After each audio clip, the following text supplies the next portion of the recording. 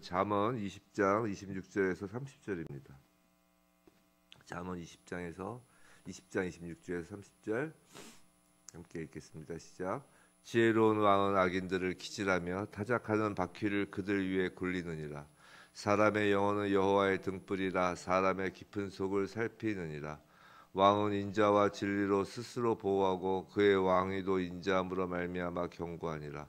젊은 자의 영화는 그의 힘이요 늙은 자의 아름다움은 백발이니라. 상하게 때리는 것이 악을 없이 하나니 매는 사람 속에 깊이 들어가느니라. 아멘. 오늘 악에 대한 단호함이란 제목으로 우리 잠언 20장 26절 30절 말씀을 받을 때 정말 우리 안에 있는 사탄 마귀 모두 물러가는 그 역사함이 일어나길 주님의 이름으로 축원합니다. 우리가 잠언 말씀을 받는 것이 중요한 이유는 하나님께서 우리에게 가장 원하시는 것이 우리가 거룩하여지는 것이다라고 어제 설교에서 말씀드렸습니다. 하나님은 악을 미워하십니다. 미워하셔도 그냥 미워하시는 게 아니라 심히 미워하십니다. 왜냐하면 그 악으로 인해서 하나님께서 그토록 사랑하시던 아담이 타락하였기 때문이에요. 왜냐하면 그 악 때문에 하나님의 독생자 예수 그리스도가 십자가에서 돌아가셔야만 했기 때문입니다. 지금도 그 악 때문에 날마다 예수 그리스도를 믿는다는 자녀들이 날마다 실족하고 그 악의 그 죄악의 구렁텅이에서 상처 입으며 날마다 신음하기 때문입니다.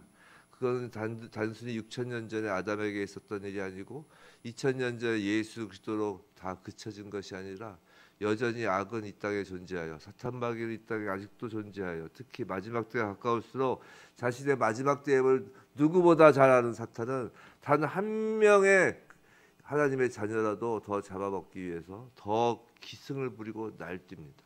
그렇기 때문에 하나님은 그 악, 그 사탄 마귀로 규정되어지는 그 악을 너무너무 싫어하시는 것입니다.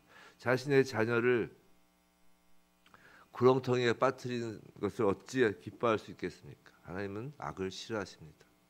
26절 지혜로운 왕은 악인들을 기질하며 타작하는 바퀴를 그들 위에 굴리느니라. 자, 기질하고 타작하는 것은 알곡과 가라지를 구분하는 것이라고 주일 설교에서 말씀드린 적이 있죠. 아주 바퀴로 밟습니다. 이것은 알곡을 타작을 하는 것이죠. 그 바퀴로. 알곡과 가라지는 악을 상징합니다. 예수님은 천국 비유 중에 알곡과 가라지 비유, 예수님의 그 천국 비유 중에 알곡과 가라지 비유가 생각나죠. 그런데 제자들이 그 가라지를 다 뽑으시죠. 그러니까 예수님이 뭐라 그러세요? 그냥 놔두라고 합니다. 기억나시죠? 천국 비유에서. 왜냐하면 이 땅에서는 사람들이 가라지를 뽑으려 들면 혹여 알곡도 뽑힐까 염려하여서입니다. 그렇다면 26절은 단순히 세상 왕이 악을 걸러내어 심판하는 의미를 넘어 왕 중의 왕이신 하나님께서 우리 안에 남아있는 악을 걸러내는 것을 의미하는 것으로 볼 수 있을 거예요. 무슨 말이냐면 26절 말씀은 물론 세상 왕이 그 공평하게 악을 구별해내서 악을 진멸하는 게 맞죠. 근데 세상 왕이 그러나요? 세상 왕이 오히려 악하지. 세상 왕의 의미보다 정말 왕 중의 왕이신 하나님께서 이 땅에서 알곡과 가라지를 구분하는데 마지막 심판 때에 그 악을 구별하는 것이 아니라 지금 우리 안에 남아있는 우리 마음 안에 남아있는 악을 걸러내는 것을 의미하는 것이라는 것이에요. 하나님은 분명히 세상의 악을 마지막 때에 알곡과 가라지를 구별해야 되듯 걸러내어 심판하실 것입니다. 천국이 있습니다. 지옥이 있습니다. 마지막 때에 분명히 불못으로 들어가는 사람들이 있습니다. 교회 안에서도 있다라는 것이에요. 교회 안에 있다라는 것입니다. 교회 밖을 보지 말라는 것이에요. 하나님 나라 알곡과 가라지 비유는 교회에 대한 비유라고요. 교회. 제가 자주 말씀드리죠. 예수님의 그 하나님 나라 천국 비유, 마태복음의 천국 비유는 그 천국을 그냥 죽어서 가는 천국 이유로만 읽으면 절대 읽히지가 않아요. 제대로. 예수님이 말씀하신 그 천국 비유에서 천국은 이 땅에서의 교회로 대입해서 읽으시면 쉽게 읽힌다고요. 물론 이중적인 의미를 갖고 있지만 그래서 그 마음밭 비유 있잖아요. 길가밭, 돌밭, 가시밭 그게 천국 비유잖아요. 그 죽어서 가는 천국 생각하면 그게 이해가 돼요? 안 되죠. 그게 바로 교회. 교회는 또 바로 나 자신이 교회라고. 내 안에 내 마음 안에 돌밭, 길가밭, 가시밭, 좋은 밭이 다 섞여 있는 거라고요. 마찬가지로 내 안에 알곡과 가지가 함께 있는 거라고요. 하나님은 하나님 나라인 우리 안에서 악을 먼저 걸러내기를 원하십니다. 사탄 마귀를 죽이시길 원한다는 거예요. 내쫓기를 원하신다는 거예요. 사탄 마귀를 품고 살지 말라는 것이에요. 성도는 악을 걸러낼 의무가 있습니다. 왜냐하면 우리의 통치자이신 하나님께서 악을 극도로 미워하시기 때문이에요. 그럼 무엇이 우리의 기질이며 무엇이 우리의 타작의 도구일까요? 바로 말씀이라는 거예요. 하나님의 말씀은 살았고 운동력이 있어 좌우의 날성 어떤 것보다도 예리하여 혼과 영과 및 관절과 골수를 찔러 쪼개기까지 하며 또 마음과 생각과 뜻을 감찰하나니라고 하셨어요. 성도 여러분, 매일 주시는 하나님의 말씀을 받아서 우리의 혼과 영과 및 관절과 골수가 찔러져 쪼개져야 한다는 것이에요. 마음속에 있는 악, 육신에 숨겨진 악을 쪼개 없애야 한다는 것이에요. 말씀은 그저 도덕적이고 유익한 정도가 아니라 우리 안에 있는 악을 죽이는 살충제와 같은 거라는 것입니다. 구석구석 말씀이 닿지 않는 곳이 없도록 말씀 앞에 우리 삶의 모든 영역을 내놓아야 한다는 것이에요. 말씀은 그저 영혼에 관련된 것도 아니에요. 혼과 영과 및 관절과 골수에 찔러 쪼갠다고 했잖아요. 말씀이 들어오면 육신에 있는 그 죄의 증상인 악의 증상인 질병도 떠나갈 수 있는 거란 말이에요. 그래서 27절 사람의 영혼은 여호와의 등불이라 사람의 깊은 속을 살피느니라. 여기서 영혼으로 번역된 원어는 하나님께서 사람을 창조하실 때 불어넣으신 하나님의 숨, 바람이란 단어예요. 창세기에서 말씀이죠. 그 말씀이 우리 안에 들어오면 이것은 마치 하나님의 숨과 같다는 것과 같은 말이라고요. 사람의 영혼, 즉 사람의 호흡이란 뜻이에요. 이건 하나님이 우리에게 불어넣으신 호흡을 뜻하는 것이에요. 우리는 말씀을 읽을 때, 들을 때 그저 우리의 눈과 귀를 통해 이성적 사고와 정서적 감정에 영향을 주는 것으로만 여기죠. 하지만 그 정도가 아닙니다. 말씀은 호흡과도 같다는 것이에요. 하나님이 불어넣으신 숨이라는 것이에요. 숨을 쉬지 못하면 죽는 것과 마찬가지로 하나님의 말씀이 우리 안에 들어오지 못하면 그건 죽는 것과 같습니다. 우리는 떡으로만 사는 것이 아니라 하나님의 말씀으로 산다고 하셨어요. 육신의 그 호흡이 산소를 우리 몸 구석구석 공급하여 주죠. 우리 호흡이 멈추면 숨을 못 쉬면 죽는 거예요. 법적으로도 사망에 대한 그 기준이 호흡이 멈췄을 때라고요. 아직은 뇌사가 100% 인정되지 않잖아요. 호흡이 멈췄을 때 사망으로 본다고. 육신의 호흡이 그만큼 중요합니다. 왜냐하면 산소를 우리 몸 구석구석 공급하여 주기 때문이에요. 그런 것처럼 하나님 말씀은 우리 영혼의 호흡이에요. 그래서 우리 영혼의 구석구석에 참된 생명을 공급하여 주면서 나쁜 세포들을 영혼 밖으로 몰아내는 것입니다. 그 나쁜 세포가 바로 사탄 마귀가 심어놓은 악이에요. 우리 아침에 이렇게 예배에서 말씀으로 기도하는 시간을 갖죠. 사실 기도와 말씀은 분리되는 것이 아니에요. 우리가 기도를 하는 여러 가지 목적이 있을 수 있지만 기도의 목적으로서 중요한 것은 우리의 뜻을 하나님께 관철시키는 것이라기보단 하나님의 뜻을 우리가 받는 거예요. 그리고 하나님의 뜻은 성경 말씀으로 명확하게 우리에게 주어졌다고요. 그런 의미에서 기도하는 시간, 그 시간에는 우리가 받은 이 성경 말씀을 가지고 모든 삶의 영역을 구석구석 살펴보는 것입니다. 그리고 그 말씀이 성령의 검이 되어서 그 삶의 영역에 도사리고 있는 악을 쪼개어서 우리로부터 떼어내도록 예수 그리스도의 이름으로 기도하는 거죠. 예수 그리스도의 이름으로 기도하는 거라고요. 28절 왕은 인자와 진리로 스스로 보호하고 그의 왕위도 인자함으로 말미암아 경고하느니라. 그렇게 왕 중에 왕이신 하나님께서 우리에게서 악을 날마다 지워버리시고 하나님은 자녀된 우리에게 그 왕의 자녀답게 빚어 가시는 것입니다. 결국 하나님은 우리를 왕 같은 제사장의 역할을 맡기고 싶어 하시기 때문에 우리로부터 악을 단절시키시는 거예요. 끊어내시는 거라고요. 단호하신 거라고요. 인자와 진리는 하나님의 품성이에요. 인자라는 것은 헤세드, 하나님과 언약 관계가 맺어진 자에게 부어주시는 하나님의 자비예요. 진리는 악을 미워하고 선을 기뻐하시는 하나님의 공의입니다. 즉 하나님의 품성이에요. 인자와 진리. 하나님의 자녀라면 하나님의 그 품성을 갖추며 스스로를 보호하고 견고해진다는 것이에요. 하나님의 자녀는요, 세상의 돈과 지위, 명예로 보호되는 존재가 아니에요. 하나님의 자녀는요, 그 세상의 권력으로 보호되는 존재가 아니라고요. 하나님의 자녀는 하나님의 형상을 가지고 있을 때만 하나님께서 명하신 피조 세계를 돌보고 다스리는 그 왕으로서의 그 지위를 유지하는 것입니다. 특히 교회의 직분자시라면 더욱 명심하셔야 돼요. 장로 권사님은 돈과 세상 지위로 교회에서 섬기는 직분이 아닙니다. 오직 인자와 진리로 그 일을 감당하는 것이에요. 더 무겁죠. 어느 누구도 자신 있게 내가 자격이 있다고 말할 수 없습니다.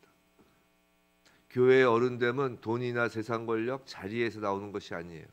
그 누구보다 긍휼한 마음과 오래 참는 인자함의 모습으로, 그리고 성경 말씀만을 삶의 기준으로 삼는 모습으로 젊은이들과 신앙 연수가 짧은 사람들을 섬길 때 그게 바로 장로 권사님들의 모습입니다.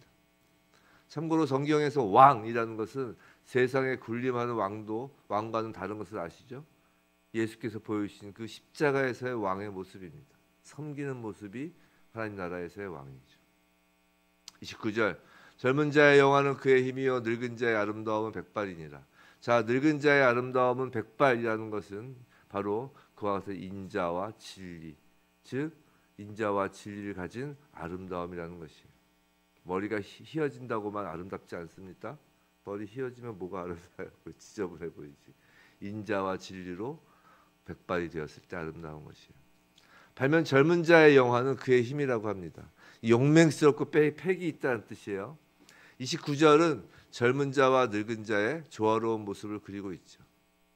한번 생각해 보세요. 세상은 세대 차이를 말하고 세대 차이라는 그 말 속에 세대 갈등까지 과장합니다.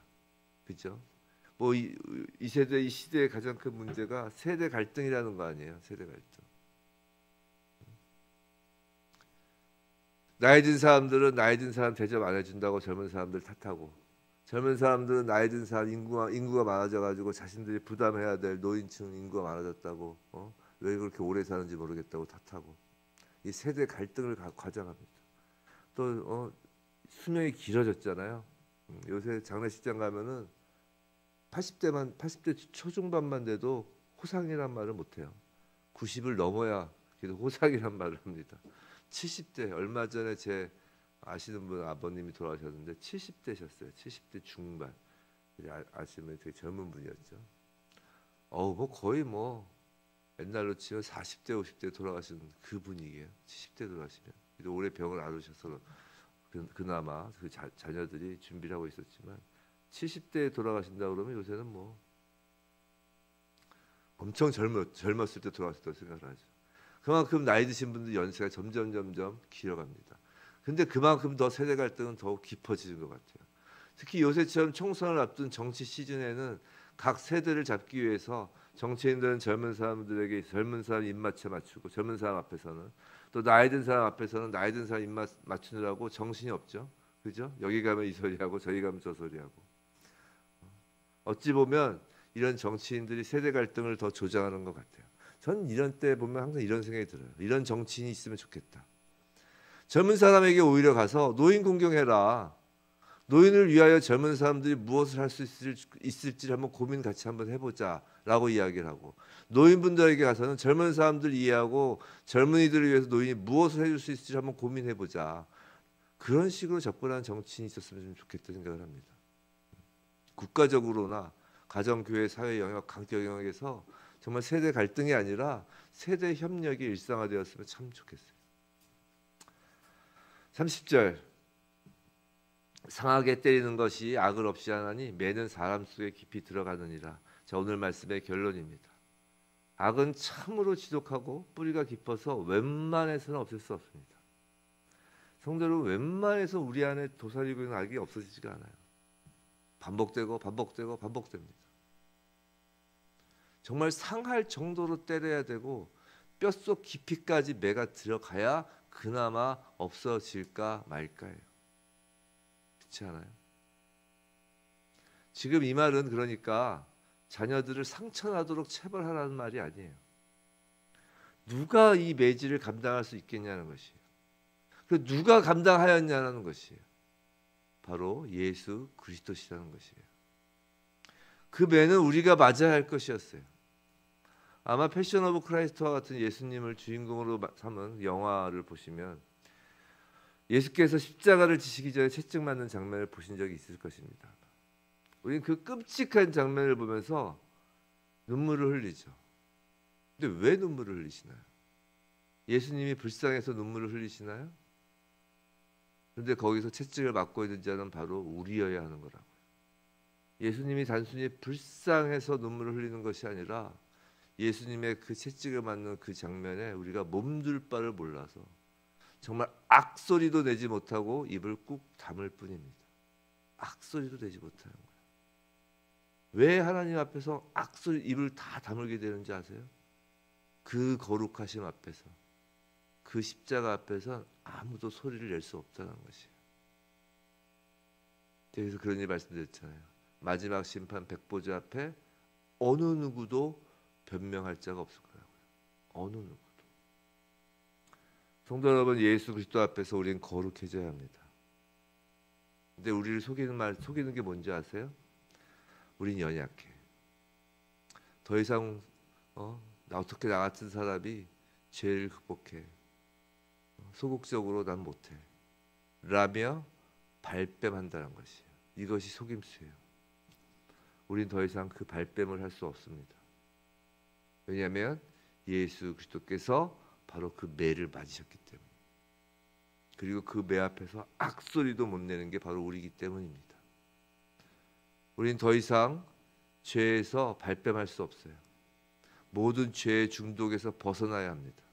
성도 여러분, 성화는요, 성령님이 인도하신다고 하니까 정말 우리 자칫하면 예수 믿는 것이 정말 감나무 밑에서 감 떨어지는 거 기다리는 것처럼 믿을 수가 있어요. 예수를 보면요, 그런 이야기 못합니다. 예수를 보면 죄를 끝내기 위해 날마다 분투할 수밖에 없는 것이에요. 물론 실수할 수 있고 다시 실패할 수는 있지만 포기할 수는 없는 것이에요.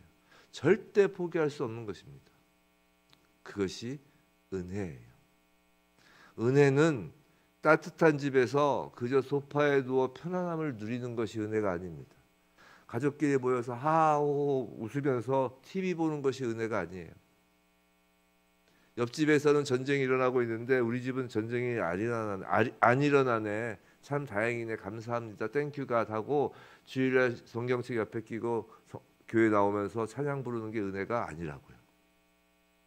은혜는 악과 치열하게 싸우고 있는 내 모습이 바로 은혜의 모습인 것이에요. 부디 날마다 하나님 말씀으로 호흡하며 우리 안에 있는 죄악을 몰아내는 그 은혜를 누리는 우리 모두이길 주님의 이름으로 축원합니다.